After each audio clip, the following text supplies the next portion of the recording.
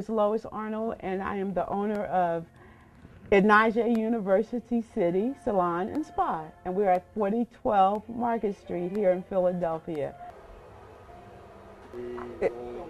It's very important when you do acrylic nails. Your brush is very, very important because if it's too hard, then it's not flexible and it will not bend. Then, as with anything, while this is drying a little, everything, your drills are very, very important. With your drill, this is your drill, and it has different speeds. It goes forward, it goes in reverse. You have different attachments. One to clean up under the bottom of the nail to make sure that you get all the residue off. Then you have two different sandpaper attachments.